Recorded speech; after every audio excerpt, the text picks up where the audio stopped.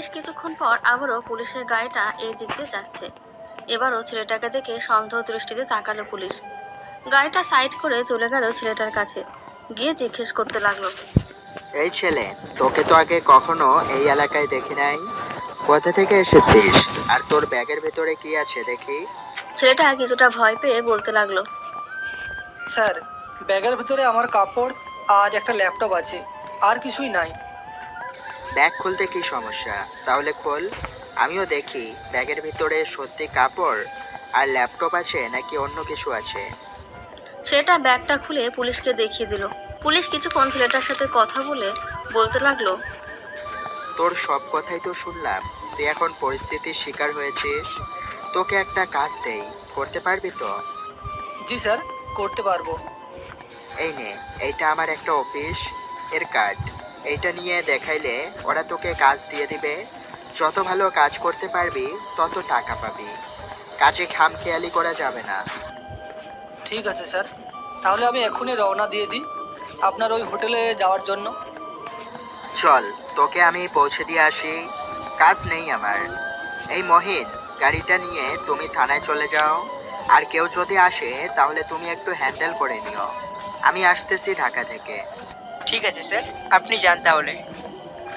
রমজান আর মেঘ চলে গেল কাউন্টারে। দুইটা বাসের টিকিট কেটে বসে আছে দুজন। প্রায় 30 মিনিট পর একটা বাস আসলো। দুজন উঠে বসে আছে। আচ্ছা, তোমার আব্বু তো দেশের বড় বিজনেসম্যান।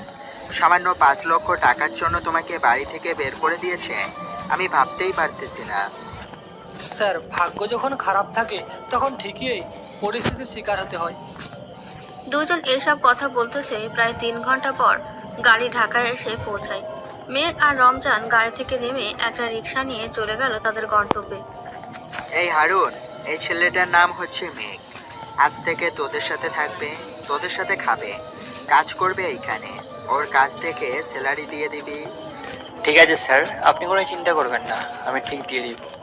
এই, তুমি ভিতরে গিয়ে ফ্রেশ হয়ে আসো। স্যার, আপনিও ফ্রেশ হয়ে নেন, সকাল তো হয়ে গেছে। একসাথে খাওয়া দাওয়া করবেন। ঠিক আছে, আমি ফ্রেশ হয়ে আসতেছি। মেঘ আর রমজান ফ্রেশ হয়ে খাওয়া দাওয়া করে নিল। মেঘকে সবকিছু বুঝিয়ে দিল হারুন। এদিকে মেঘ সবার সাথে পরিচিত হয়ে বসে আছে। এমন সময় একজন কাস্টমার আসলো। হারুন সাহেব, আমার মেয়ের বিয়ের আয়োজন আপনার হাতে দিয়ে দিলাম। আমার পুরো বাড়িটা রাজমহলের মতো বানিয়ে ফেলবেন, যাতে বরযাত্রীরা এবং আমার আত্মীয়রা দেখে খুশি হয়। রফিক সাহেব, আপনি কোনো চিন্তা করবেন না, আমরা আজ থেকেই আমাদের কাজ শুরু করে দেব। আপনার বাড়ি পুরো রাজপ্রাসাদের মতো থাকবে। এই নেন, এইখানে 1 লক্ষ টাকা আছে, বাকি টাকা বিয়ের পর দিয়ে দিব। আজকে যাই তাহলে, আমি অনেক কাজ আছে আমার। ঠিক আছে, যান। এই মেঘ এবং বাকি সবাই এইদিকে আসো, তোমাদের সাথে কথা আছে। জি স্যার, বলেন কি বলবেন। মেঘ, তুমি তোর ডিজাইন সম্পর্কে জানো। তোমার উপর এই বিয়ের সকল কিছু দায়িত্বভার দিয়ে দিলাম। তুমি তোমার মতো করে সাজাবে। সবাই চলে যাও রফিক সাহেবের বাসায়। কিন্তু স্যার, আমার সাজ দেখে যদি ওদের পছন্দ না হয় তখন কি করব আমি?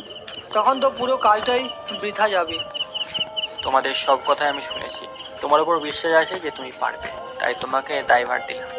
আর কিছু না বুঝলে বাকিরা তো আছেই, ওদের বললে ওরা বুঝিয়ে দিবে। ঠিক আছে স্যার, তাহলে আমরা এখনই চলে যাই। ফারুক সাহেব সবকিছু রেডি করে সবাইকে নিয়ে রফিক সাহেবের বাড়িতে চলে গেল। সবকিছু দেখিয়ে দিয়ে আবার চলে গেল দোকানে। এদিকে মেঘ তার মন মতো বাড়িটা সাজাচ্ছে। লাইটিং, প্যান্ডেল সবকিছু তার মন মতো করতে লাগলো। দেখতে দেখতে সন্ধ্যা হয়ে এসেছে। বাড়ির সকল লাইট জ্বালিয়ে দিতেই পুরো বাড়িটা আলোকিত হয়ে গেল। রফিক সাহেব বাইরে এসে তার বাড়ির এই অবস্থা দেখে পুরোই অবাক হয়ে বলতে লাগলো, বাবা, অনেক সুন্দর হয়েছে তো সাজানোটা। আশা করি আরো সাজাবে। শহরে বড় বড় লোক আসবে, আমার বাড়ির এই রকম সাজ দেখে যেন তারা উৎসাহ পায়। আপনি কোনো চিন্তা করবেন না, আমরা যতটুকু সম্ভব আরও সুন্দর করে তোলার চেষ্টা করব। আজকে তাহলে আমরা যাই, রাত তো হয়ে গেছে। তোমরা কোথায় যাবে আবার? আমার বাড়িতে বিয়ে, যতদিন থাকবে এইখানেই থাকতে হবে তোমাদের। আমার সাথে আসো, তোমাদের একটা রুম দেখিয়ে দিই, ওইখানে থাকবে তোমরা। কিন্তু আমরা তো কোনো কাপড় আনি নাই, কি করব এখন? আমরা না হয় কাল থেকে থাকবো, কি বলো সবাই?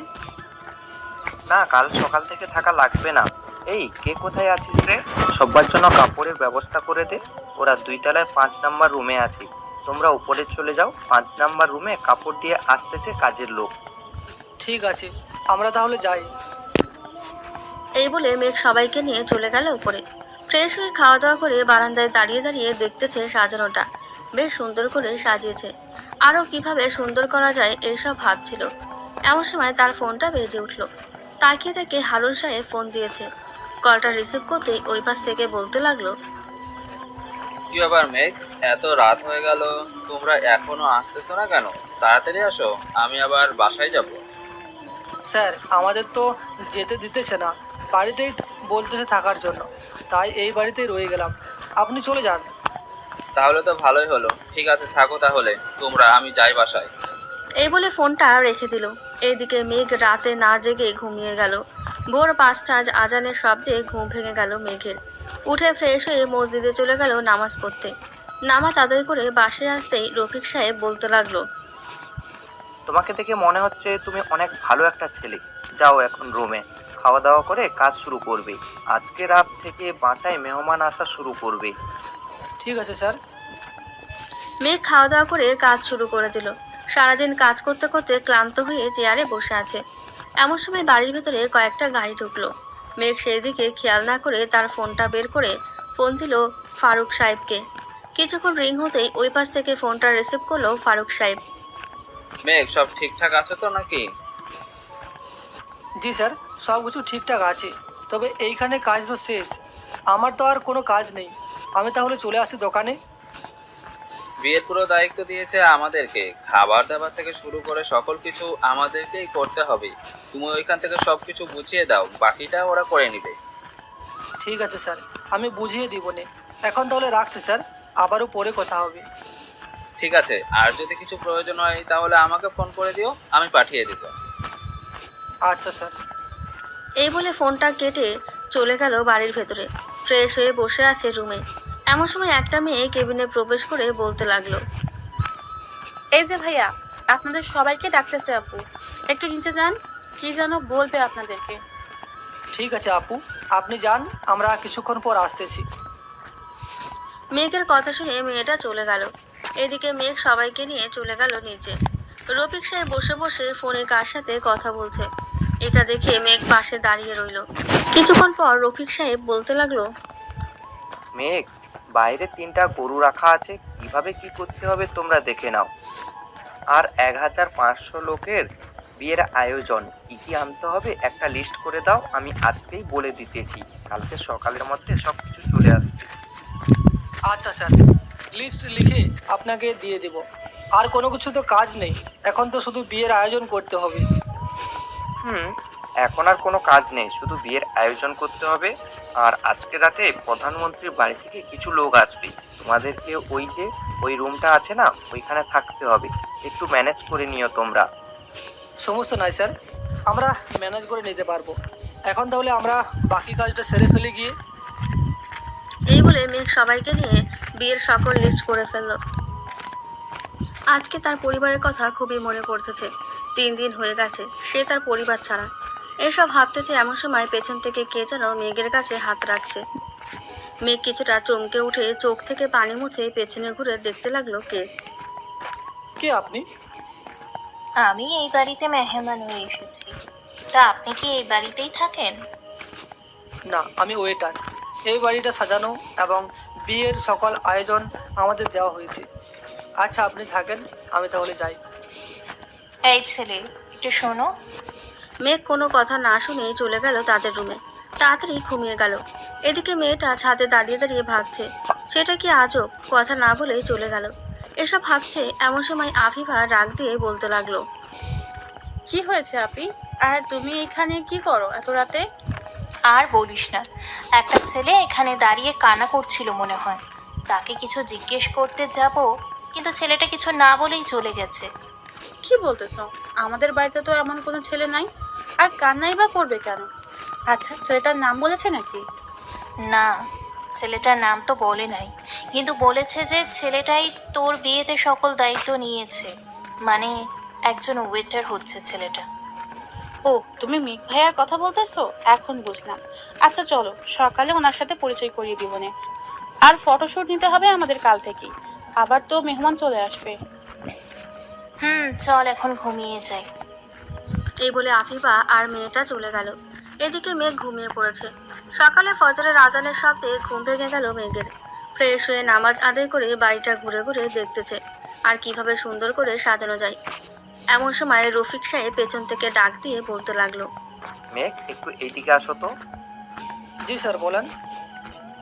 মেঘ, আমার মান সম্মান বাঁচিয়ে রাখো, রান্নাবান্না যাতে ভালোভাবে হয়। এই ঢাকা শহরের একমাত্র তুমিই যে দোকানে কাজ করো, এই দোকানটাই বিখ্যাত, আজ পর্যন্ত কেউ দুর্নাম করতে পারে নাই। স্যার, আমি তো জানি না কেমন, আমি নতুন কাজ করতেছি দোকানে, তবে ইনশাল্লাহ আপনার সম্মানহানি হবে এমন কোনো কাজ করব না আমরা, এটা নিয়ে নিশ্চিন্তে থাকতে পারেন। তাই যেন হয়। আর আজ থেকে ফটোশ্যুট করা হবে। তোমাদের ক্যামেরাম্যানকে দেখতেছি না, সে না আসলে ফটো তুলে দিবে কি? আমি ফারুক স্যারকে ফোন দিয়ে জিজ্ঞাসা করতেছি, দেখি ফারুক স্যার কি বলে। আপনি তাহলে ঘরে যান, আমার আর একটু কাজ আছে ওই দিকটায়। ঠিক আছে, যাও তাহলে, আর খাবার খেয়ে নিও। আমি কোনো কাজে বিজি থাকবো তা নিজেই জানি না। আফিফাকে বলো, সে তোমাদের খাবার ব্যবস্থা করে দিবে। ঠিক আছে স্যার। রফিক সাহেব চলে গেল। এইদিকে মেঘ ফারুক সাহেবকে ফোন দিয়ে ক্যামেরাম্যানের কথা জিজ্ঞেস করতেই ফারুক সাহেব বলতে লাগলো, মেঘ, ক্যামেরাম্যান তো অসুস্থ, এখন কি করবে বলতো? আমাদের ক্যামেরাম্যান তো দুজন, একজন আরেকজন বিয়েতে গেছে, আরেকজন অসুস্থ। স্যার, আপনি ক্যামেরাটা পাঠিয়ে দেন, আমি ব্যবস্থা করে নিব নে। কিন্তু মেঘ, স্যার, আমার উপর যখন ভরসা করে বিয়ের দায়িত্বটা দিয়েছেন, এটাও দিয়ে দেখতে পারেন, আমি ঠিক একটা ব্যবস্থা করে নেব। ঠিক আছে, তাহলে আমি বিকালবেলা পাঠিয়ে দিতেছি ক্যামেরা। ফারুক সাহেবের সাথে কথা বলে মেঘ খাওয়া দাওয়া করে আবার কাজ করতে লাগলো। দেখতে দেখতে বিকেল পেরিয়ে সন্ধ্যা হয়ে এসেছে। মেঘ তার কেবিনে বসে আছে। এমন সময় আফিফা এসে বলতে লাগলো, আসসালামু আলাইকুম মেঘ ভাইয়া, আপনাদের ক্যামেরাম্যান কোথায়? আমরা কিছু ফটোশুট করতাম, একটু যদি দেখে দিতেন। ওয়ালাইকুম সালাম। আফিফা আপু, আমাদের ক্যামেরাম্যান তো একটু অসুস্থ, চলেন আমি আপনাদের ছবি তুলে দিই। ঠিক আছে, চলেন তাহলে। মেঘ সবাইকে নিয়ে পিক তুলছে। রাত প্রায় 1টা। মেঘের অনেক ঘুম পেয়েছে। এটা দেখে খাদিজা আফিফার কানে কানে বলতে লাগলো, আফিফা, ছেলেটার অনেক ঘুম পাইছে হয়তো, তুই এক কাজ কর, ছেলেটাকে বল যে গিয়ে ঘুমিয়ে থাকতে, আবার না হয় কালকে ফটো তোলা যাবে। আর ক্যামেরা আমাদের কাছে দিয়ে যাইতে বল, আমরা ছবিগুলো দেখে নিব নে। ঠিক আছে আপু। এই যে মেঘ ভাইয়া, অনেক তো রাত হয়েছে, এখন ঘুমাতে চলে যান, আবার সকালে ছবি তুলবো আমরা। আর আপনাদের ক্যামেরাটা একটু দিয়ে দেন, আমরা ছবিগুলো দেখবো একটু। আফিফা আপু, আমি আপনাদের ফোনে ছবিগুলো পাঠিয়ে দিতেছি, আপনারা ফোন থেকে দেখে নেন। আসলে বুঝে নেই তো, অন্যের কাজ করি, যদি কিছু হয়ে যায় চাকরি থেকে বের করে দেবে। ঠিক আছে, আপনি তাহলে আমার ফোনে পাঠিয়ে দেন সবগুলো, আমরা দেখে নিব না। মেঘ পিকগুলো পাঠিয়ে দিয়ে ঘুমাতে চলে গেল। এদিকে খাদিজা এক পলকভাবে তাকিয়ে আছে একটা পিকের ওপর। ছবিগুলো অনেক সুন্দরভাবে তুলেছে, বলতে গেলে ক্রাশ খাওয়ার মতো। আপু দেখো তো, ছবিগুলো কত সুন্দর হয়েছে, তাই না? কোনো এডিট করা ছাড়াই ছবিগুলো এত সুন্দর হয়েছে, আমি তো পুরো ক্রাশ খাইছি। আমিও। ছেলেটার মেধা আছে বলতে হয়, তাই না রে? সারাদিন কাজ করে আবার আমাদের ছবি তুলে দিয়েছে কোনো বিরক্ত ছাড়াই। অন্যজন হলে বলতে হয়তো পারবে না। একদম ঠিক বলেছো। বিয়ের পরের দিন যখন আসবো এইখানে, তখন একটা গিফট দিয়ে দিব, কি বলো আপু? তাই করতে হবে। আচ্ছা চল এখন ঘুমাই, রাত অনেক হয়েছে। সবাই ঘুমোতে চলে গেল। দেখতে দেখতে বিয়ের দিন চলে আসলো। মেঘ রান্না বান্নার কাজ সবকিছু দেখিয়ে দিয়ে সবার ছবি তুলে দিতেছে। এমন সময় তার ফোনটা বেজে উঠলো। তাকিয়ে দেখে ফারুক সাহেব ফোন দিয়েছে। কলটা রিসিভ করতেই ওই পাশ থেকে বলতে লাগলো, মেঘ, সব ঠিকঠাক আছে তো, নাকি আমি আসবো? আপনার আসতে হবে না, আমি সব কিছু ঠিক করে নিয়েছি। আর বিয়ের গাড়ি কি আমাদের থেকে দিবেন নাকি ওরা নিয়ে আসবে? ওদের গাড়ি ওরাই নিয়ে আসবে, আমাদের কাছ থেকে 10টা গাড়ি ভাড়া নিয়েছে, তুমি একটু দেখে নিও। ঠিক আছে স্যার, এখন তাহলে রাখছি, কাজ করতেছি একটু। আচ্ছা। মেঘ এই বলে ফোনটা কেটে দিল। ফোন কেটে বসে আছে চেয়ারে। এমন সময় রফিক সাহেব এসে মেঘকে বলতে লাগলো, মেঘ, সব কিছু ঠিকঠাক আছে তো নাকি? আর খাবার যেন কম না হয়, বেশি হলে হোক, তবুও মেহমানরা যাতে না বলতে পারে খাবার কম হয়েছে। খাবার নিয়ে কোনো চিন্তা করবেন না, আপনি গিয়ে দেখে আসেন। খাবার প্রায় রান্না করা শেষ হয়ে গেছে মনে হয়। দুপুর 12টা তো বেজে গেছে। আমি না হয় গোসল করে জুম্মার নামাজটা পড়ে আসি। ঠিক আছে, যাও তাহলে, আমি একবার ঘুরে আসি ওই দিকটা থেকে। রফিক সাহেব চলে গেল। এদিকে মেঘ গোসল করে নামাজ পড়তে চলে গেল। দুপুর 2টো, নামাজ আদায় করে বসে আছে চেয়ারে। মেহমানরাও চলে এসেছে, সবাইকে খাবার সার্ভ করতেছে মেঘ। এমন সময় বাবুর্চি এসে বলতে লাগলো, মেঘ 1500 মানুষের কথা বলেছে, আমরা 2000 মানুষের আয়োজন করেছি, কিন্তু এত লোক দেখে মনে হচ্ছে তো আরও খাবার রান্না করতে হবে।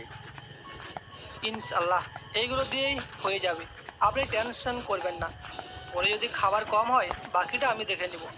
আপনি একটু খাবার সার্ভ করেন, আমি ভিতর থেকে দেখে আসি সব কিছু ঠিকভাবে সার্ভ করতেছে নাকি। ঠিক আছে, যাও তাহলে। মেঘ প্যান্ডেলের ভেতরে গিয়ে দেখতে লাগলো সবকিছু ঠিক আছে নাকি।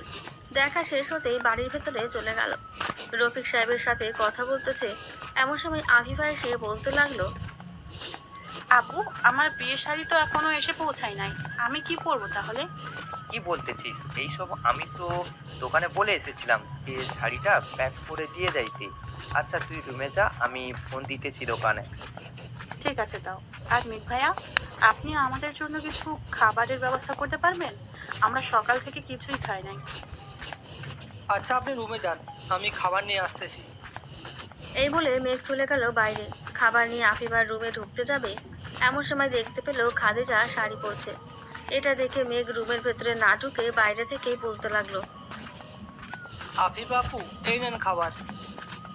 একটু ভিতরে এসে রেখে যাও, আমি হাতে মেহেদি দিতেছি। কিন্তু আপু, আমি ভেতরে যেতে পারবো না। আপনারা কেমন অবস্থায় আছেন এখন আমি জানি না। দরজার সামনে একটা টেবিল রাখা আছে, এই টেবিলে রেখে যাইতেছি, আপনারা এইখান থেকে নিয়ে যান। ঠিক আছে, যাও তাহলে।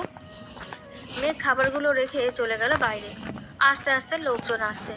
এদিকে মেঘও খাবার সার্ভ করছে। খাওয়া দাওয়া শেষ হলো, মেঘ দাঁড়িয়ে আছে এক পাশে। এমন সময় বাবুর্চি এসে বলতে লাগলো, মেঘ, ছেলের বাড়িতে তো খাবার দিতে হবে, আমাদের কাছে তো যেটুকু খাবার আছে এটুকু খাবার দিয়ে হবে না। আপনার চিন্তা করতে হবে না, আমি ওদের জন্য আলাদাভাবে আগে থেকেই রেখে দিয়েছি বাড়ির ভিতরে। আর এখন তো কেউ খাবে না, বাকি খাবারগুলো ঢেকে রাখেন। আমি রফিক সাহেবের সাথে কথা বলে নিব, দেখি উনি কি বলেন। ঠিক আছে, তাহলে আমি ওই দিকটা দেখতেছি গিয়ে। বাবুর্চি চলে গেল। এদিকে কাজে এসে বিয়ে পড়িয়ে বসে আছে মেয়ের কবুল বলার অপেক্ষায়। মা বলো কবুল। কবুল, কবুল, কবুল। আলহামদুলিল্লাহ, সবাই এখন দোয়া ধরেন। কাজে দোয়া পড়িয়ে চলে গেল। সকল নিয়মকানুন মেনে আফিফাকে বিদায় দিয়ে দিল সবাই। স্যার, বিয়ে তো শেষ, আমরা আমাদের বাকি কাজ শেষ করে চলে যাই। কালকে যাবে সকালে, তোমরা তোমাদের জিনিসপত্র গুছিয়ে ফেলো।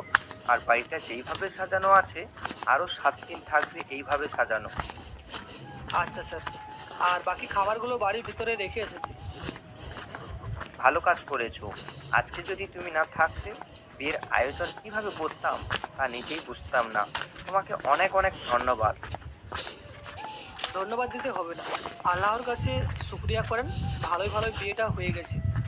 আচ্ছা, আপনারা এখন যান, আমি বাকি কাজগুলো করে নিই। এই বলে মেঘ তার বাকি কাজগুলো সেরে নিল। রাতে খাওয়া দাওয়া করে তার রুমে বসে আছে। এমন সময় তার ফোনটা বেজে উঠলো। তাকিয়ে দেখে ফারুক সাহেব ফোন দিয়েছে। কলটা রিসিভ করতেই বলতে লাগলো, মেঘ, তুমি এখনই দোকানে চলে আসো, ওইখানে কাজ শেষ হয়ে থাকলে আরেকটা বিয়ের অর্ডার এসেছে, ওইখানে যেতে হবে তোমাকে। স্যার, আজকে তো যেতে দিবে না, কালকে সকালে বলতেছে যাওয়ার জন্য, এখন কীভাবে যাবো আমি? আচ্ছা, তুমি কালকে সকালে আসো। আর রফিক সাহেবের বাড়ির কাজ তো 7 দিন পড়ে গেছে, আমাদের যা কিছু আছে সব কিছু নিয়ে আসো। ওইটা অনেক বড় অনুষ্ঠান হবে, 10 লক্ষ টাকার ডিল হয়েছে ওইটাই। আচ্ছা স্যার, আমি সকালেই চলে আসবো সকল কিছু নিয়ে। এখন রাখছি তাহলে। এই বলে মেঘ ফোনটা রেখে ঘুমিয়ে গেল। সকালে ফজরের আজানের শব্দে ঘুম ভেঙে গেল মেঘের। উঠে ফ্রেশ হয়ে নামাজ আদায় করে চলে গেল দোকানে। মেঘ চলে এসেছো তোমরা? আচ্ছা, এক কাজ করো, খাওয়া দাওয়া করে এরপর চলো। আজকে আমি যাব তোমাদের সাথে। ওখানে তো তুমি থেকে আইছো, খুব ক্লান্ত হয়ে গেছো মনে হয়। না স্যার, আমি একাই সামলে নিতে পারবো। যদি প্রয়োজন হয় তাহলে আপনাকে আমি ফোন দিয়ে জানিয়ে দিবনি। ঠিক আছে, তাহলে যাও তোমরা। মেঘ সবাইকে নিয়ে চলে গেল ওই বাড়িতে। রাতে পুরো বাড়িটা সাজিয়ে বসে আছে। মেঘ এমন সময় তার সাথের লোকটা বলতে লাগলো, মেঘ, তোমার কি ক্লান্ত লাগে না নাকি? সারাদিন যে কাজ করো, ঠিক মতো খাওয়া দাওয়া করো না, দেখলাম। ভাই, এখন যত কাজ করব ততই ভালো শরীরের জন্য। তবে আমার কাছে এই কাজ কোনো কাজই নয়। আমি একাই সকল কাজ করতে পারবো। আল্লাহ তোমাকে ধৈর্য দিই। এখন চলো খাওয়া দাওয়া করি। সবাই খাওয়া দাওয়া করে বসে আছে। দেখতে দেখতে কেটে গেল এই বিয়েটাও। মেঘের কাজ এবং পারফরমেন্স দেখে সবাই খুশি। মেঘ, এই নাও আমার তরফ থেকে ছোট্ট একটা উপহার তোমার জন্য। স্যার, এটা দেওয়ার কি দরকার ছিল? এটা না দিলেও হতো। এটা তোমার প্রাপ্য, তাই তোমাকে এটা দিয়েছি। মেঘ সবার সাথে কথা বলে চলে গেল তার রুমে। দেখতে দেখতে কেটে গেল 2 বছর। এখন মেঘের ছোট একটা দোকান আছে। দোকানে বসে আছে মেঘ। এমন সময় কয়েকজন চাঁদাবাজ এসে বলতে লাগলো, এই 10,000 টাকা দে, তা না হলে তোর দোকান এখান থেকে উঠিয়ে দিব। আমি আপনারটা খাই নাকি আপনারটা পড়ি যে আপনি আমার দোকান এইখান থেকে উঠিয়ে দিবেন? আশেপাশে একটা দোকানদার আমাকে কোনো কিছু বলে নাই, তুই বলার কে রে? এই কে কোথায় আছিস? এই শালাকে ধরতো, উদম মাধ্যম দিয়ে নেই কয়েকটা। এই বলে চাঁদাবাজের লোকটা মেঘের শার্টের কলারে ধরতেই উল্টো মেঘ চাঁদাবাজের নাক বরাবর দিল সজোরে খুশি। সাথে সাথে নাক থেকে রক্ত পড়তে লাগলো। ও আল্লাহ গো, মরে গেলাম গো। এই কে কোথায় আছিস? শালাকে মেরে হাড্ডি ভেঙে ফেল। শালা আমার নাক কাটিয়ে দিয়েছে। যে মেঘকে মারতে যাবে মেঘ তাদের মেরে মাটিতে শুয়ে দিয়েছে আর বলছে, তোদের মতো চাঁদাবাজ যদি আরো 100 জনও আসে না, তাহলে এই মেঘের সাথে পারবে না। দরজা খোলেন, দেখতেছি যে এত লাফালাফি করছিস। তোদের পর মারবে 300 দরজা খোলেন। আমি বিকালবেলা আমার পুরো গ্যাং নিয়ে আসতেছি, এরপর দেখি তোর কি অবস্থা করি। যা যা, তোর পর নিয়ে আয়। আমি দেখে নিবো। আমি কত বড় খেলোয়াড়। এটা বলতে চাঁদাবাজের লোকেরা ওইখান থেকে চলে গেল। এদিকে মেঘকে এমন প্রতিবাদ করতে থেকে আশেপাশের কয়েকজন লোক এসে বলতে লাগলো, এই ভাই, ওদের সাথে ঝামেলা করতে গেলেন কেন? ওরা যা চাইছিল তা দিয়ে দিতেন। বিকেলে দেখবেন ওরা ওদের পুরো গ্যাং নিয়ে এখানে আসবে, তখন আপনি কি করবেন? ভাই, তখনকারটা তখন দেখা যাবে। এখন আপনারা আপনাদের কাজ করেন। আপনারা তো প্রতিবাদ করতে পারবেন না, আমাকেই তো করতে হবে, তাই না? মেঘের এমন কথা শুনে লোকগুলো চলে গেল। এদিকে মেঘ তার ফোনটা বের করে ফোন দিল থানায়। আসসালামু আলাইকুম স্যার। উত্তরা 12 নম্বরে সেক্টরে কয়েকজন চাঁদাবাজ এসেছিল চাঁদা তুলতে। তাদের মেরে ভাগিয়ে দিয়েছি। বিকালে বলেছে আসবে, আপনারাও আসেন। দেখুন, আপনি ঝামেলা করছেন, আপনি মিটাবেন, এতে আমাদের জড়াচ্ছেন কেন? ওরা মাফিয়ার লোক, আমরা চাইলেও কিছু করতে পারবো না। আপনারা তাহলে পুলিশ হয়েছেন কেন, যে তাদের কিছুই করতে পারবেন না? আপনারা পুলিশ না হয়ে রিক্সা চালক হওয়ার দরকার ছিল। বেশি কথা বললে আপনাকে জেলে বন্দি করে রেখে দিব। মেঘ আর কিছু না বলে ফোনটা কেটে দিল। ওদের সাথে আজাইরা প্যাচাল পড়লে কোনো কিছুই হবে না, এটা মেঘ বুঝে গেছে। দেখতে দেখতে বিকেল হয়ে আসলো। আসরের নামাজ আদায় করে বসে আছে দোকানে। এমন সময় চাঁদাবাজের লোকেরা আসলো তাদের বসকে নিয়ে। ভাই, এই ছেলেটা আমাদের সবাইকে মেরে এমন অবস্থা করেছে, আপনি এই ছেলেটার বিচার করেন। এই ছেলে, তোকে কেমন যেন চেনা চেনা লাগতেছে। এসব হুম? বাদে পরিচয় পরে হব। আগে তুই বল, আমার ছেলে পেলেকে মারছিস কেন? আপনার ছেলে পেলেকে দিয়ে সামনে। চাঁদাবাজি করান, তাই না? আর ঢাকা শহরে এইসব চাঁদাবাজি করেই আপনাদের মতো কয়েকজন লোক মাস্তান হয়েছে। কি বললি? বুঝলাম না। আমি আমার ছেলে পেলেকে দিয়ে চাঁদাবাজি করাই মানে? এই সৌরভ, এই ছেলেটা কি বলতেছে এইসব? তোরা নাকি চাঁদাবাজি করেছিস? আসলে ভাই, আমরা কয়েক মাস ধরে ওদের কাছ থেকে চাঁদা তুলছি। আপনি তো অনুমতি দেন না কখনোই চাঁদা নেওয়ার জন্য, তাই আমরা সিদ্ধান্ত নিয়েছি চাঁদা তুলবো। কুত্তার বাচ্চা, আমার খাস, আমার পড়িস, আবার আমার কাছে কিছু না জিজ্ঞাসা করে দোকানে দোকানে গিয়ে চাঁদা তুলিস, তাই না? এই আশিক, আমার পিস্তলটা কোথায় রে? দে তো। নিন ভাই, আপনার পিস্তল। আশিক নামের ছেলেটা সাব্বিরের হাতে পিস্তল দিতেই মেরে ফেললো সবগুলোকে আর বলতে লাগলো, আমার সাথে যে এমন করবে, আমার নামে বদনাম ছড়াবে, তার এমনই হাল হবে। আর সকল দোকানদারদের বলতেছি, এই কয়েক মাসে আপনাদের কাছ থেকে কত টাকার চাঁদা নিয়েছে আমাকে একটু হিসাব দিয়ে দিয়েন। আমি আপনাদের সকল টাকা ফেরত দিয়ে দিব। ঠিক আছে, আমরা আপনাকে কালকেই বলে দিব আমাদের কাছ থেকে কত টাকা চাঁদা নিয়েছে। আর এই ছেলে, তোর নাম মেঘ তাই না রে? তুই খানপুর থেকে এসেছিস। তোর বাবার নাম আব্দুল্লাহ, মায়ের নাম আমেনা তাই না? আপনি তো দেখি আমার সকল কিছুই জানেন। তা আপনি কে? আর এইখানে ঝামেলা তো মিটে গেছে, এখন এইখান থেকে চলে যাওয়াটাই বেটার হবে। আমি তোর কাকা। বাড়ি থেকে মিথ্যা অপবাদ দিয়ে তোর মা আমাকে বের করে দিয়েছিল আরো 10 বছর আগে। তা তুই এইখানে কবে থেকে আছিস? সেসব অনেক কাহিনী কাকা, আপনাকে পরে একদিন বলবো। এখন আপনি চলে যান আপনার বাসায়, এইখানে থাকলে অসুবিধা হবে আমার। ঠিক আছে, এখন চলে যাইতেছি। রাত 9টায় আমি আসবো তোকে নিয়ে যাওয়ার জন্য। এখন যাই রে আমি। এই বলে সাব্বির চলে গেল। এদিকে মেঘ কিছু একটা ভেবে আবারও দোকানের কাজ করতে লাগলো। রাত প্রায় 9টা। এমন সময় কয়েকটা গাড়ি এসে মেঘের দোকানের সামনে থামতেই মেঘ গাড়িগুলোর দিকে তাকিয়ে দেখলো একবার, আবার চোখ নামিয়ে দোকানের কাস্টমারদের সাথে কথা বলতে লাগলো। মেঘ, চল এখন আমার সাথে আমার বাসায়। আমার একটু কাজ আছে, দেরি হবে কাজ শেষ হতে। আমি এখন যেতে পারবো না, আপনি চলে যান। তোর কাকি বসে আছে তোর অপেক্ষায়, তোকে নিয়ে যেতে বলেছে। স্যার আপনি এখানে?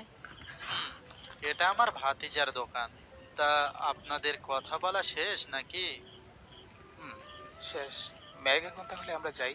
কালকে সকাল সকাল তুমি চলে যেও। তোমার উপর পুরো বিয়ের দায়ভার দিয়ে দিলাম কিন্তু। ঠিক আছে, চলে যাব। আর এই নেন, এই বাজারগুলো এনে রাখেন, তাহলেই হবে, আর কোনো কিছু লাগবে না। ঠিক আছে, আমি এনে রাখবো। এখন তাহলে আমরা যাই। কাস্টমাররা চলে গেল। এদিকে মেঘ আর সাব্বির চৌধুরী চলে গেল বাসায়।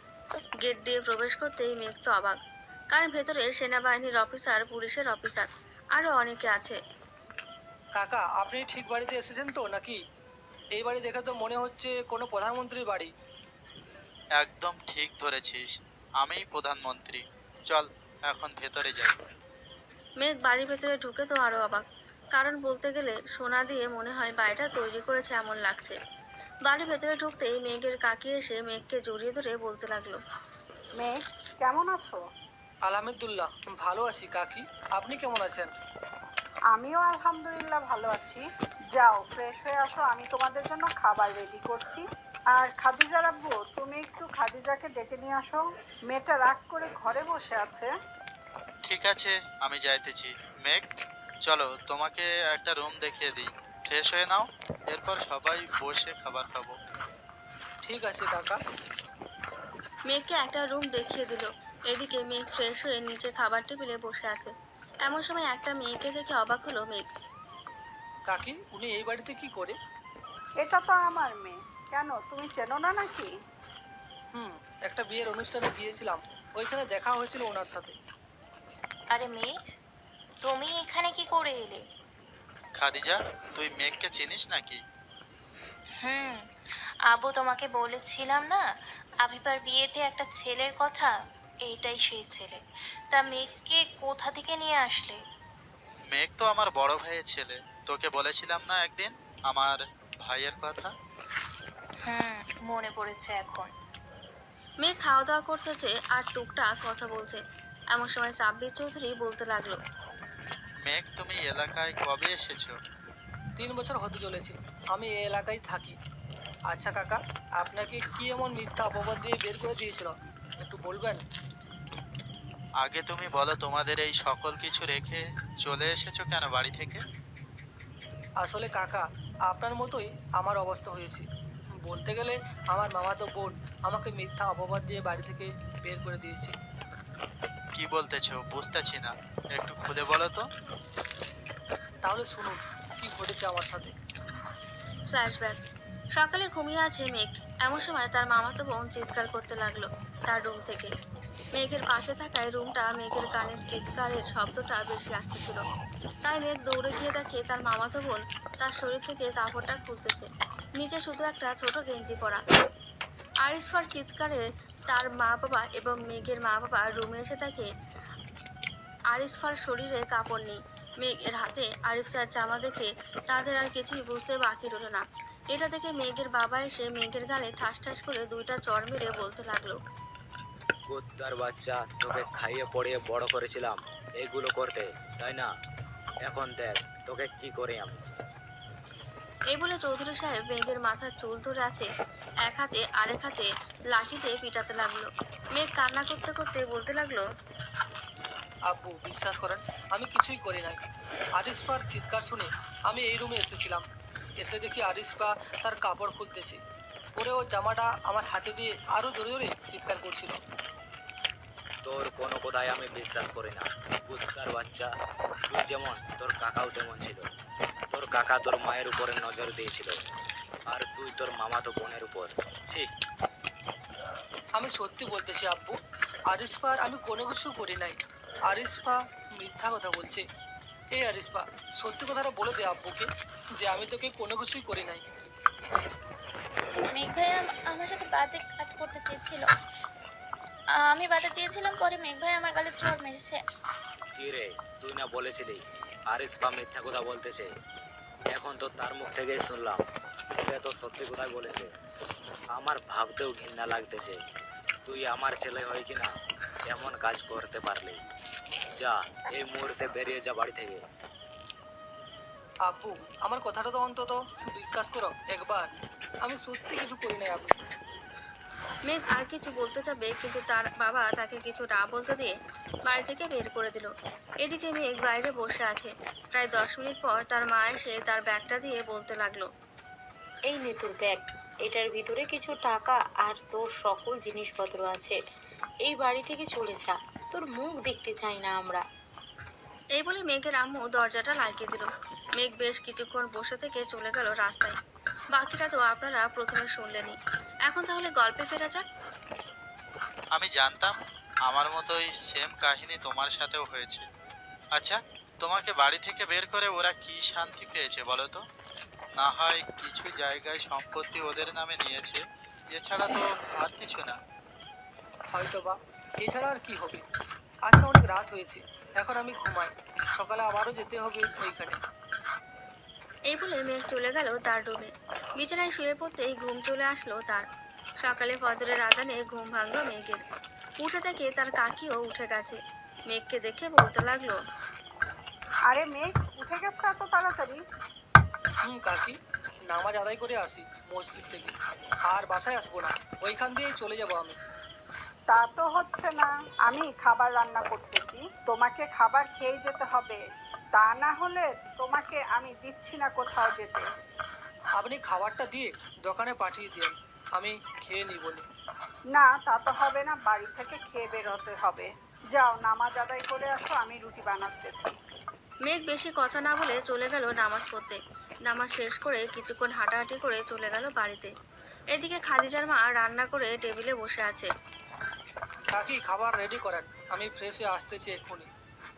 ঠিক আছে, আসো তাহলে। ফ্রেশ হয়ে খাওয়া দাওয়া করে চলে আসলাম দোকানে। সকল কাজ গুছিয়ে কাস্টমারের বাড়িতে চলে গেলাম। বিয়ের সকল আয়োজন করা শেষ। আচ্ছা মেঘ, তোমার ব্যাপারে আমি সব কিছু শুনেছি। এদিকে তোমার নাকি বড় বড় ডিল আসছে। আমি চাচ্ছিলাম কি আমার দোকানে কাজ করো, আমি তোমাকে একটা ভালো পরিমাণের স্যালারি দিব। স্যার, আমি আমার কাজ নিয়ে খুবই গর্বিত। আমি নিজে একাই 100 জনের কাজ করতে পারি ইনশাল্লাহ।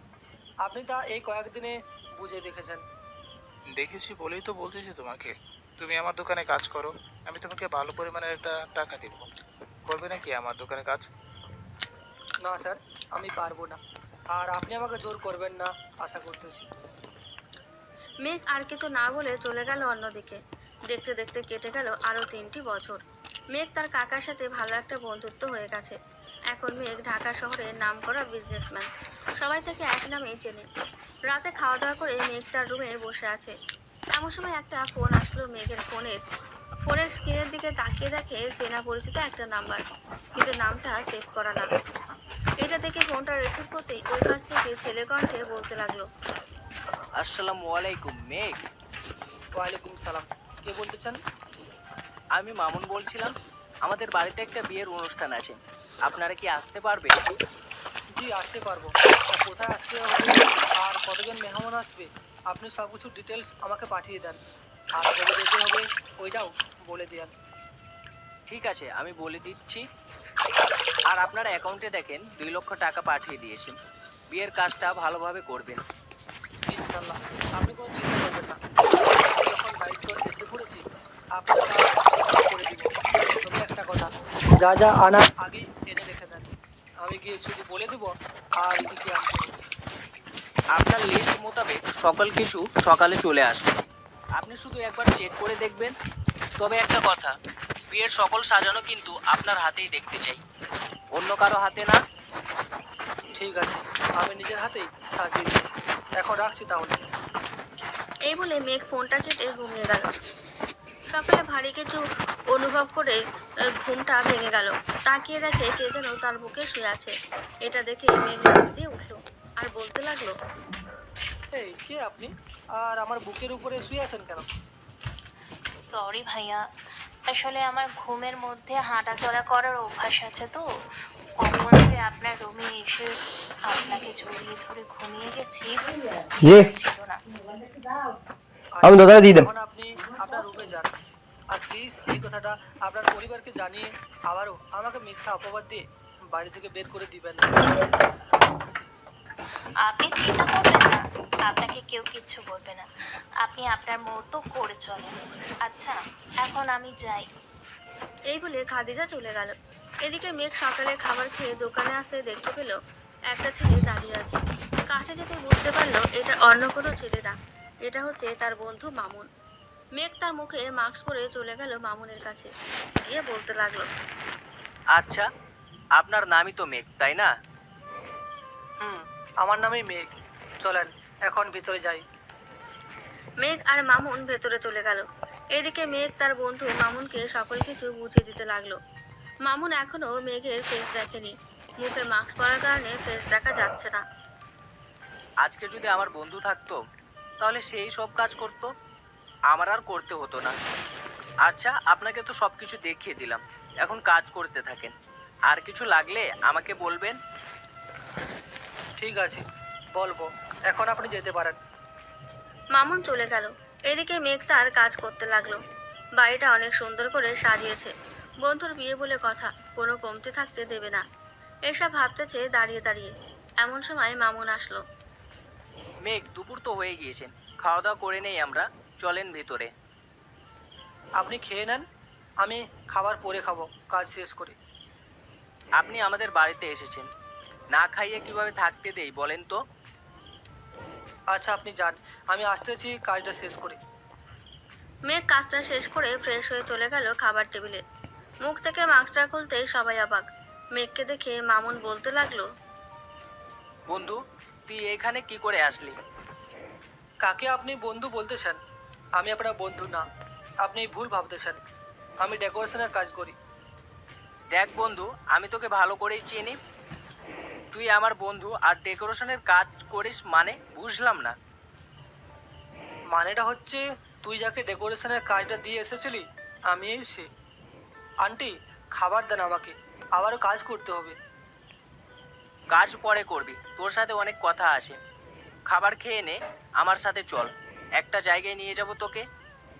এখন আবার কোথায় যাব বলতো? গেলেই দেখতে পারবি, এখন খাবার খেয়ে নে। মেঘ আর কিছু না বলে খাওয়া দাওয়া করে বাইরে গিয়ে কাজ করতেছে। বিকেল 5টা। এমন সময় মামুন মেঘকে জোর করে গাড়িতে উঠিয়ে দিয়ে বলতে লাগলো, চুপচাপ বসে থাক এইখানে, নড়াচড়া করবি না। কোথায় নিয়ে যাইতেছিস এটা তো বলবি আমাকে। বলছি না, গেলেই দেখতে পারবি কোথায় নিয়ে যাইতেছি। এখন চুপচাপ বসে থাক। এই বলে মামুন গাড়ি চালাতে লাগলো। প্রায় 2 ঘন্টা পর চলে আসলো বিশাল বড় একটা বাড়ির সামনে। মেঘ গাড়ি থেকে নামতেই দেখতে পেল এটা তাদের বাসা। মেঘ আবার গাড়িতে বসতে যাবে, এমন সময় মামুন মেঘের হাত ধরে বলতে লাগলো, ভিতরে চল, তোর জন্য অনেক বড় একটা সারপ্রাইজ আছে। দেখ, আমি যে বাড়ি থেকে বের হয়ে গেছি এই বাড়িতে আমি কখনোই ঢুকবো না, এটা মনে রাখিস। তোর ভালোর জন্যই বলতেছি, একবার ভিতরে গিয়ে দেখ কি হয়। মেঘকে আর কোনো কথা বলতে না দিয়ে মামুন জোর করে মেঘকে নিয়ে চলে গেল বাড়ির দরজার সামনে। কলিং বেল দিতেই একটা বোরকা পরা মেয়ে সেই দরজা খুলে দিল। মেঘকে দেখে তার পা জড়িয়ে ধরে কান্না করতেছে আর বলছে, ভাইয়া, আমাকে মাফ করে দাও। আমি আর কোনোদিন ওর সাথে খারাপ ব্যবহার করবো না, প্লিজ ভাইয়া, আমি ভুল করেছি। মামুন, চল এইখান থেকে। এই মেয়েকে আমার দেখতে ইচ্ছে করতেছে না। আর আমি বুঝলাম না তুই কেন এই বাড়িতে নিয়ে এসেছিস আমাকে, এটা বলতো আগে। ভিতরে চল, আরো চমক দেখতে পারবি। মেঘ ভেতরে যেতে চাইলো না। মামুন জোর করে বাড়ির ভেতরে নিয়ে গেল মেঘকে। মামুনের সাথে মেঘকে দেখে আরিফার মা বাবা মেঘের পা ধরে ক্ষমা চাইতে লাগলো। মেঘ, আমাকে মাফ করে দে। আমি আমার মেয়েকে দিয়ে তোকে এই বাড়ি ছাড়া করিয়েছি। এর কারণে আমার অনেক বড় লস হয়ে গেছে। মামা, আপনি মাফ চাইতেছেন কেন? আর আমি মরারই বা কে? আপনি যা করেছেন আপনি ঠিক কাজ করেছেন, আমাদের বাড়িতে বিয়ে করেছেন। মেঘ, বাড়ি করতেছি, আমাকে মাফ করে দে। আমি আর কোনোদিন এমন বাজে কাজ করব না। আর আরিফাও তার শাস্তি পেয়েছে। যাক, আপনাদের কথা শুনে হাসলাম একটু। তবে কথা হচ্ছে, মামুন আমাকে এই বাড়িতে নিয়ে এসেছে কেন? আর হঠাৎ আমার কাছেই মাপ চাইতেছে কেন আপনারা? আমি মামুনকে বলেছিলাম তোমাকে নিয়ে আসার জন্য, যদি তোমার খোঁজ পাই। আর মাপ চাইতেছি কারণ আমরা আমাদের ভুল বুঝতে পারছি। আর কোনোদিন ভুল করব না, বিশেষ করে তোমার সাথে। আচ্ছা, এখন আমার পা ছেড়ে বলেন তো কি হয়েছে? আর মামুন, এই বাড়িতে তো আসলাম, বাকি দুইজনকে তো দেখতেছি না, তারা কোথায়? তাদেরকেও ডাক দে, তাদের চাঁদ মুখখানাটাও দেখি একটু।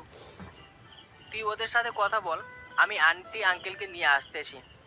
এই বলে মামুন চলে গেল। এদিকে মেঘ আরিফার মা বাবার সাথে কথা বলছে। চলুন শুনে আসি কি বলছে। এখন বলেন মামা, আপনাদের কাহিনী কি? আবার আমাকে এই বাড়িতে ফিরিয়ে আয় না আপনার মেয়েকে দিয়ে মিথ্যা অপবাদ দিয়ে বের করতে চাইতেছেন, তাই না? না মেঘ, তুমি যা চাইতেছ আমি এই কারণে মাপ চাই নাই। তাহলে শোনো, তোমাকে কেন বাড়ি থেকে বের করে দিয়েছিলাম। আসলে তোমার বাবার এত এত সম্পত্তি দেখে আমি লোভ সামলাতে পারি নাই। আমি এটার কারণে তোমাকে বাড়ি থেকে বের করে দিয়েছি। তবে আরিফা আর কোনোদিন মা হতে পারবে না, এটার বিচার আল্লাহ তাআলা হয়তো করে দিয়েছে। তুমি চলে যাওয়ার 3 মাস পর আরিশা তার বয়ফ্রেন্ডের সাথে শারীরিক সম্পর্ক করে। তারপর তার পেটে বেবি আসে। বাকিটা আমি বলতে পারবো না। বলতে পারবেন না কেন? আমাকে যখন বের করেছেন এটাও বলতে পারবেন। বলে ফেলেন, শুনি বাকিটা। আপনাদের কথা শুনে মজাই লাগতেছে।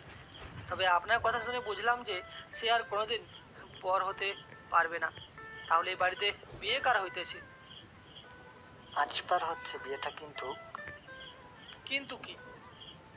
কিন্তু তোমার বন্ধু মামুন বিয়ে করতে রাজি হতেছে আরিফাকে। এটা শুনে মেঘ অনেকটা অবাক হয়ে যায়। যেই কিছু বলতে যাবে এমন সময় পেছন থেকে মামুন বলতে লাগলো, মেঘ, তোকে আমি সব খুলে বলবো, আমি কেন বিয়ে করতে চাইতেছি। এখন তুই বাকি কথাগুলো শোন ওদের কাছ থেকে। আর শুনতে হবে না মামুন, আমি বুঝে গেছি বাকিটা কি বলতে চাইছে উনি। আমি যা বলতে চাইতেছি পুরোটাই বলিনি তোমাকে, তাই বলতেছি কি তুমি পুরোটা শোনো। পুরোটা না শুনে হয় আমাদের বিচার করো। আচ্ছা বলেন তাহলে। আর আপনারা দুইজনেই তো বেশ ভালোই আছেন দেখতেছি। আপনারা ওদের পাশে বসে পড়েন, আপনাদের কিছু কথা শুনে না হয় আমি চলে যাব এইখান থেকে। আরিফার বয়ফ্রেন্ড তাদের শারীরিক সম্পর্কের পুরো ভিডিও সোশ্যাল মিডিয়ায় ছেড়ে দেয়। আস্তে আস্তে সবাই জানতে পারে। একসময় আমিও জানতে পারি এইসব কাহিনী। আপু, বাকিটা আমি বলতেছি। ঠিক আছে। পরে যখন আমি আমার বয়ফ্রেন্ডের বাড়িতে যাই তখন ওরা আমাকে মেনে নেয় না। পরে আমি আত্মহত্যা করতে গেছিলাম। এ দেখো, এখনো রশিদ দাগ আছে গলায়। আমি বাড়ি থেকে বাইরে বের হতে পারি না। বাইরে বের হলেই সবাই আমাকে বলে রিক্সা। এখন আমার কথা শোন, আমি কেন তাকে বিয়ে করতে চাইতেছি। আরিশফার যেহেতু বাচ্চা হবে না আর ওর বড় বোনকে আমি বিয়ে করেছি, সে মেনে নিবে বলেছে আমি তাকে বিয়ে করতাম। এখন আমি আরিশফাকে বিয়ে করলে তারা দুই বোন একসাথে এক বাড়িতে থাকবে, এতে করে কোনো সমস্যা হবে না। বুঝলাম। এখন চৌধুরী সাহেব, আপনার কোনো কিছু বলার আছে নাকি? বলার থাকলে বলতে পারেন। আমি আর 10 মিনিট থাকবো এখানে। আমার আর কিছুই বলার মতো নেই রে বাবা। আমরা কিছু না জেনে শুনে অনেক ভুল করে ফেলেছি তোর সাথে। এই ভুল আল্লাহ আমাকে মাফ করবে না। আর কিছু বলবেন নাকি? যদি বলার থাকে বলতে পারেন। এখন আমার কাছে সময়ের অনেক দাম আছে। আমার নিজের বিজনেস আছে, আমার বিজনেস দেখতে হবে। মামুন, চল এখন আমরা যাই, তোর বাড়ি সাজাতে হবে আবার। আগে পরিবার ঠিক করে নেই, তারপরে না হয় বাকি সব কিছু। আন্টি আঙ্কেল, মেঘের কাছে মাপ চেয়ে নেন, তা না হলে মেঘ এমনিই করবে। আমার কাছে মাপ চাইলেও তো পাবে না কখনোই মাপ। আগে একটা কথা বলেন তো আমাকে, আব্বু সাবির কাকা আপনাদের এমন কি ক্ষতি করেছে যে তাকে মিথ্যা অপবাদ দিয়ে বাড়ি থেকে বের করে দিয়েছেন? ওই কুত্তার বাচ্চার নাম মুখে আনবি না। আমার টাকায় চলে। সে আমার বইয়ের উপর কুনজর দিয়েছে। কুত্তার বাচ্চাকে সামনে পাইলে ওরে এমন হাল করতাম। ও আচ্ছা, তা মিস আইরিন বেগম, আপনি বলেন তো আমার কাকা কি এমন খারাপ কাজ করেছে যে আপনি তাকে মিথ্যা অপবাদ দিয়ে বের করে দিয়েছেন? মানে কি বলতেছিস? আমি কিছুই বুঝতে পারছি না। আর তোর কাকা কি করেছে এটা তুই জানিস কি করে? আমি কিভাবে জানলাম এটা না হয় পরেই জানান। এখন সোজা প্রশ্নের উত্তর দিয়ে দেন, তাহলেই হবে। আর চৌধুরী সাহেব, আপনি বলেন কিছু ওনাকে, যে উত্তরটা দিতে। তোর কাকা কিছুই করেনি। আমি তোর কাকাকে এমনিতেই বাড়ি থেকে বের করে দিয়েছি। আর তোর বাবাকে বলেছি যে তোর সোনার দুটো আংটি নিয়ে চলে গেছে। আরে এইসব কি বলতেছো তুমি? আমি তো কিছুই বুঝতেছি না। সত্যি কি হয়েছে বলো তো? আমাকে মাফ করে দাও মেঘের আব্বু, আমি ভুল করেছি। তোমার ভাই কিছুই করেনি। মেঘকে যেমন ভাবে মিথ্যা অপবাদ দিয়ে আমরা বের করেছি, ঠিক তোমার ভাইকেও মিথ্যা অপবাদ দিয়ে বের করে দিয়েছি। আমি কখনোই ভাবতে পারি না তুই এমন কাজ করবি। আজকে তোর জন্য আমি আমার ভাইকে এবং আমার ছেলেকে দূরে সরিয়ে দিয়েছি। মেঘ বাবা, আমাকে মাফ করে দিস। আমি এই সবের কিছুই জানি না। আপনাদের 10 মিনিট টাইম শেষ, আমাকে মাফ করবেন। আর মিস আইরিন, আপনার মতো মাকে আমি ঘৃণা করি, যে কিনা নিজের ছেলেকে এমন মিথ্যা অপবাদ দিয়ে বের করে দিতে পারে। সে তো আরও অনেক কিছু করতে পারে, গোপনে অন্য পুরুষের সাথেও তো সম্পর্ক রাখতে পারে। মানে কি বলতেছিস এসব মেঘ? আমি তোদেরকে বাড়ি থেকে বের করে দিয়েছি বলে এই না যে আমি অন্য কোনো পুরুষের সঙ্গে সম্পর্কে থাকবো। থাকতেই পারে, স্বাভাবিক। কি বলেছে মামুন? চৌধুরী সাহেব, আপনার ফোনে দেখে নেওয়ার কিছু ভিডিও পাঠিয়ে দিয়েছি। আর পারলে আপনার ছেলে এবং আপনার ভাইকে ফিরিয়ে আনেন। আপনার ভাই এখন দেশের প্রধানমন্ত্রী। আর কয়েকদিন পর আমি ওই চেয়ারে বসতেছি। এইটুকু বলতেই মেঘ চলে যেতে যাবে, এমন সময় বাড়ির কলিং বেলটা বেজে উঠল। মেঘ দরজাটা খুলতেই দেখতে পেল তার কাকা দাঁড়িয়ে আছে। তাকে দেখে বলতে লাগলো, কাকা, আপনি এখানে কি করেন? মেঘ, আমি ওনাদের খবর দিয়েছি আরিশফার বিয়ে, তাই ওনাদের ইনভাইট করেছিলাম। যাক, এখন চলে এসেছে, সবকিছু সমাধান করে ফেলতে পারবো এখন। কোনো কিছুই সমাধান হবে না। কাকা, চলেন আমার সাথে। আপনি আমার সাথে থাকবেন হোটেলে। কারো বাসায় অতিথি হয়ে থাকার কোনো দরকার নেই। বিয়ের জন্য ইনভাইট করেছে, যেই দিন বিয়ে হবে ওই দিন বিয়ে খেয়ে চলে যাবেন। মেঘ, তোমার বাবার সাথে আমার কিছু কথা আছে, একটু ওয়েট করো, আমি কথাগুলো শেষ করে নিই, এরপর না হয় আমরা যাব, কি বলো? ঠিক আছে, তাড়াতাড়ি করান। এইটা বলতেই সাব্বির চলে গেল তার ভাইয়ের কাছে।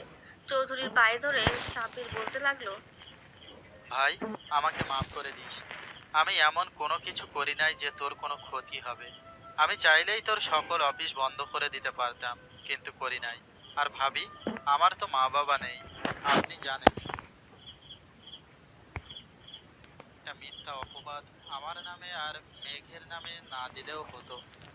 সাব্বির, আমাকে মাফ করে দাও। আমি অনেক বড় ভুল করে ফেলেছি। আজকে আমার এই সামান্য ভুলের জন্য তোমার ভাইয়ের কাছে আমি অনেক লজ্জিত। আমার ভাই যে আপনার সাথে এত বছর সম্পর্ক করে এসেছে, এটাই অনেক। আজকে আমরা চলে গেলাম। যেদিন আপনার এই সব বাজে স্বভাব পাল্টাতে পারবেন, ওই দিন আমাকে ফোন দিয়েন, আমি আর আপনার ছেলে চলে আসবো। মেঘ, চলো এখন। চলো কাকা। আর মামুন, তুই এক কাজ কর, বাড়িতে চলে যাস। আমি বাড়িটা সাজিয়ে দিয়ে চলে যাব হোটেলে। কাজ তো সব কিছুই হয়ে গেছে। বন্ধু, আমি তো ওদের মতো তোর সাথে কিছুই করি নাই। আমার বাড়িতে অন্তত ওদের নিয়ে থেকে যা। না বন্ধু, আমি পারবো না। এখন আর কাউকে বিশ্বাস হয় না। তোদের বাড়িতে থাকবো কি করে? চলো কাকা। এই বলে মেঘ তার কাকিকে নিয়ে চলে গেল একটা হোটেলে।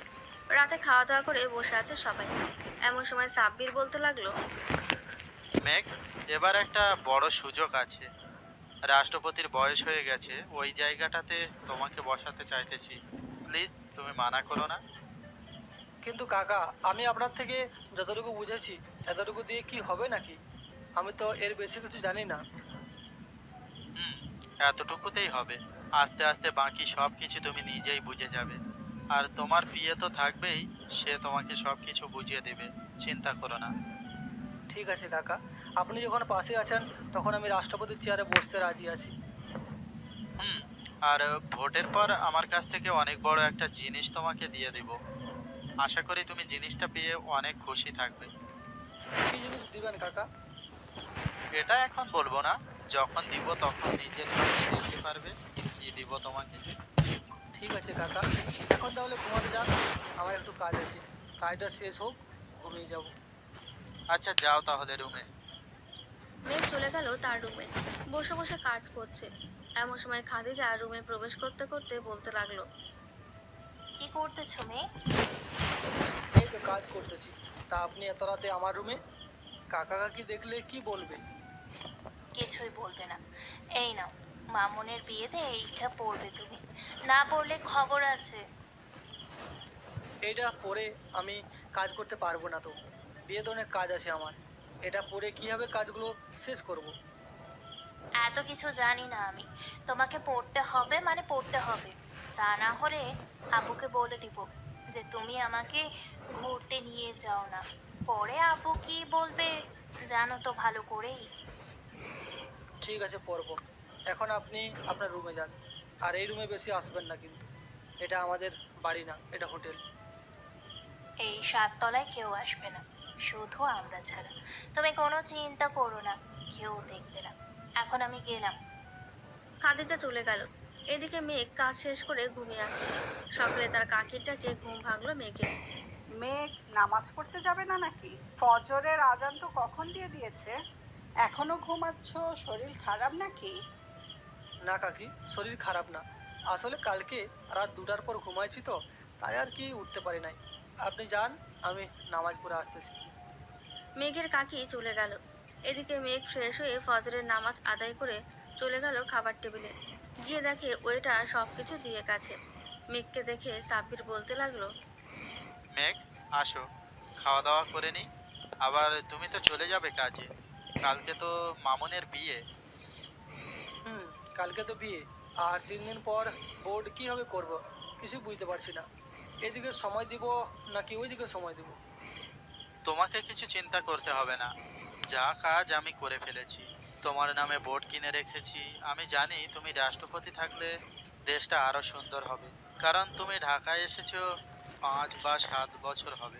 এই কয়দিনে তুমি যা তোমার যেই পরিবর্তন করেছো, আশা করি দেশটাকেও পরিবর্তন করে ফেলবে তুমি। ইনশাল্লাহ চেষ্টা করব পরিবর্তন করার জন্য। তবে আপনি আমার পাশে থাকলেই হবে, আর কিছু লাগবে না। মেঘ এবং সাব্বির কথা বলতেছে। এমন সময় ওয়েটার এসে বলতে লাগলো, স্যার, আপনাদের সাথে দেখা করার জন্য দেশের নাম্বার 1 বিজনেসম্যান এসেছে। তাদেরকে কি এইখানে নিয়ে আসবো নাকি আপনি নিচে গিয়ে দেখা করে আসবেন? মেঘ, তোমার আব্বু আম্মু হয়তো এসেছে। আচ্ছা আচ্ছা ওয়েটার, তুমি এক কাজ করো, ওদের নিয়ে আসো এখানে। ঠিক আছে স্যার। ওয়েটার চলে গেল। এদিকে মেঘ খাওয়া দাওয়া করে তার কাকার সাথে কথা বলছে। বেশ কিছুক্ষণ পর মেঘের আম্মু আব্বু এসে সোজা সাব্বির আর মেঘের পায়ে পড়ে কান্না করতে করতে বলতে লাগলো, মেঘ, সাব্বির, আমাকে মাফ করে দে। আমি তোদের ভুল বুঝেছি। তোরা মাফ না করলে আল্লাহ আমাদের মাফ করবে না। ভাইয়া, তুমি যে ভুল বুঝতে পেরেছো এটাই অনেক। আমি তোমাদেরকে অনেক আগেই মাফ করে দিয়েছি। আমি জানি একদিন না একদিন সত্যিটা সবার সামনে আসবেই। দেবর, আমাকে মাফ করবে না নাকি? মেঘ, আমাকে মাফ করে দে বাবা। আমাদের তো বয়স হয়ে গেছে। তুই ছাড়া এই দুনিয়াতে আমাদের আর কেউ নেই। তুই যদি শেষ বয়সে আমাদেরকে না দেখিস, তাহলে আমরা অকালে মারা যাব। ঠিক আছে, দিলাম মাফ করে। তবে আমি তোমাদের বাড়িতে থাকতে পারবো না, আমি আমার বাড়িতে থাকবো। কাকা, আপনি তাদের বলে দেন আমি এখন গেলাম, ওইদিকে আবার একটু কাজ আছে। মেঘ চলে গেল মামুনদের বাসায়। দেখতে দেখতে মামুনের বিয়ের দিন চলে এলো। মেঘ খাদিজা দেওয়ার ড্রেসটা পরে কাজ করতেছে। এমন সময় মামুন আসলো। মেঘ, চল আজকে আমার সাথে খাবি। এই দিকের কাজ আর করতে হবে না, বাকিটা বাবুর্চিরা দেখে নিতে পারবে। কিন্তু বাকি কাজ করবে কে? একজন ওইটার তো আসেই নাই। তুই আছিস না আমার সাথে, খাবারও খাবি, আবার খাবার বেরও দিবি আমাদেরকে। ঠিক আছে, বেড়ে দেবো নে, এখন চল। মেঘ সবাইকে নিয়ে খাওয়া দাওয়া করে নিল। দেখতে দেখতে কেটে গেল 3টি দিন। আজকে কত ভোট পেয়েছে এটার ঘোষণা দেবে। সবাই অধীর আগ্রহে বসে আছে। মেঘ সবার চেয়ে বেশি ভোট পেয়ে বিজয়ী হয়েছে। মেঘ, এই নাও, আমার আসন আজ থেকে তোমার হয়ে গেল। এই আসনের অপব্যবহার তুমি করো না। সব সময় সৎভাবে কাজ করবে আর দেশটাকে সামনে এগিয়ে নিয়ে যাবে, এটাই তোমার কাছে চাওয়া। স্যার, আপনি বিশ্বাস করে আপনার চেয়ারটা আমাকে দিয়েছেন। এই বিশ্বাসের মর্যাদা কখনোই খেলাপ হতে দিব না। আমি মেঘ ওয়াদা করলাম আপনাকে। আমি এটাই চাই। আর সাব্বির, তুমি তো প্রধানমন্ত্রী, তুমি রাজনীতি সম্পর্কে অনেক কিছুই বোঝো। কোথায় কি করতে হবে, কোথায় কি লাগবে, সব কিছু বুঝিয়ে দিও। আর আমার বিয়ে তো আছেই সর্বদা মেঘের পাশে, সব কিছু বুঝিয়ে দেবে। স্যার, চলেন, রাত তো হয়ে গেছে, খাওয়া দাওয়া করে নি সবাই। কাকা, আপনিও আসেন। চলো সবাই একসাথে খাবার খাবো আমরা। সবাই চলে গেল 5 স্টার রেস্টুরেন্টে। খাওয়া দাওয়া করে সবাই সবার মতো কথা বলছে। এমন সময় মেঘের ফোনটা বেজে উঠলো। তাই মেঘ সবার কাছ থেকে কিছুটা দূরে গিয়ে কথা বলছে। চলুন এদিকে দেখে আসি সাব্বির কি বলছে রাষ্ট্রপতিকে। স্যার, আমি আমার মেয়ের সাথে মেঘের বিয়ে দিতে চাই। আপনি এই কয়দিনে মেঘের চরিত্র এবং তার ব্যাপারে সবকিছুই জেনে গেছেন আশা করি। আমি কখনোই ভাবতে পারিনি মেঘ এমন সদা সত্য কথা বলে এবং সব সময় মানুষকে সাহায্য করে। ওই দিন প্ল্যান করে একটা ছেলেকে দিয়ে ভিক্ষা করতে পাঠিয়েছিলাম মেঘের দোকানে, কিন্তু মেঘ ছেলেটাকে টাকা না দিয়ে তার কাছে রেখে দিল আর একটা কাজ দিয়ে দিল। এমন ছেলে যদি দেশে 5টা থাকতো, দেশ রকেটের গতিতে উন্নত হতো, তাই না সাব্বির? একদম ঠিক কথাই বলেছেন। আমি আর মেঘ দেখবেন দেশটাকে কোথায় নিয়ে যাই। একবার মেঘ সবকিছু বুঝে গেলে এই দেশে প্রধানমন্ত্রী লাগবে না কোনো। মেঘ রাষ্ট্রপতির কাজও করতে পারবে, আবার প্রধানমন্ত্রীর কাজও করতে পারবে। একদম ঠিক কথা বলেছ। আর তোমার মেয়েকে তো দেখলাম, মেঘের সাথে ভালোই মানাইছে। যত তাড়াতাড়ি পারো ওদের বিয়ে দিয়ে দাও, খুব ভালো হবে। আগে রাজনীতি সম্পর্কে সবকিছুটা বুঝুক, পরে না হয় আমি ওর সাথে কথা বলে ওদের বিয়েটা দিয়ে দিব। কি বলেন? তাই করো। আর আমাকে দাওয়াত দিতে ভুলো না কিন্তু। রাষ্ট্রপতির বিয়ের দাওয়াত খাবো, এটা একটা অন্যরকম ব্যাপার স্যাপার।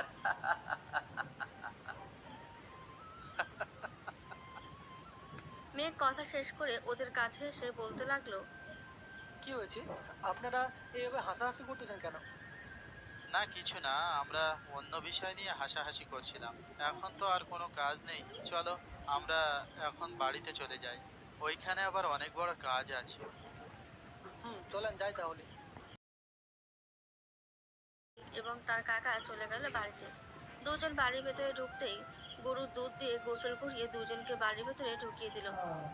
বাহ ভাই, আমার ভোলাওয়ালা ছেলেটাকে আজকে তুই কোথায় নিয়ে গেছিস ভাবতেই পারতেছি না। সামনে আরো কিছু চমক দেখতে পারবি, এখনো তো বাকি আছে।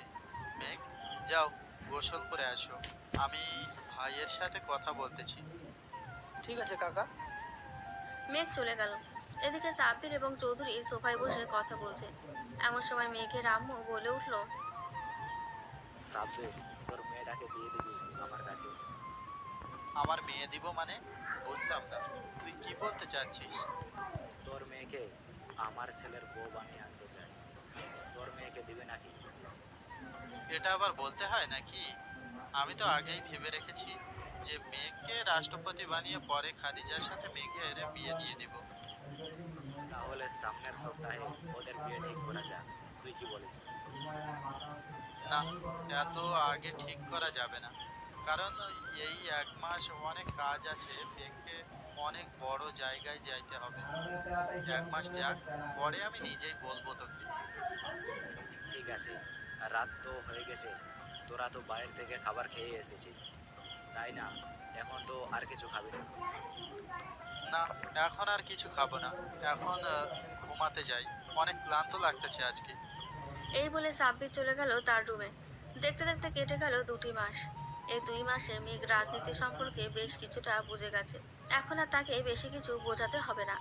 রাতে খাবার টেবিলে বসে আছে সবাই। এমন সময় সাব্বির বলতে লাগলো, মেঘ, তোমাকে বলেছিলাম আমার বড় একটা জিনিস তোমাকে দিয়ে দিব, সেটা জানো কি? কি কাকা ওই বড় জিনিসটা? ওই বড় জিনিসটা হচ্ছে আমার মেয়ে। এটা শুনে মেঘের গলায় খাবার আটকে গেল। মেঘ কাশতেছে, এটা থেকে খাদিজা পানি এগিয়ে দিয়ে বলতে লাগলো, আপু, আমাকে হয়তো পছন্দ হয় নাই, তাই হঠাৎ কাশি দিয়ে উঠেছে। আমি কি একবারও বলেছি আমার পছন্দ হয় নাই? মেঘের এই কথা শুনে সবাই হাসাহাসি করছে। খাওয়া দাওয়া শেষ করে বিয়ের দিন তারিখ ঠিক করতে লাগলো। তাহলে ফাইনাল, এই শুক্রবারে মেঘ আর খাদিজার বিয়ে। ঠিক আছে, এই শুক্রবারে বিয়ে হবে ওদের। কালকে ওদের জন্য কিছু কেনাকাটা করতে হবে। কাল থেকে কেনাকাটা করতে হবে, বাড়িটা মেঘ সাজিয়ে নিতে পারবে একদিনেই। আমরা না হয় বিয়ের কেনাকাটা করে ফেলবো, কি বলো ভাই? মেঘ, অনেক রাত হয়েছে, যা ঘুমা গিয়ে। সকাল সকাল উঠে বাড়িটা সাজিয়ে ফেলবো।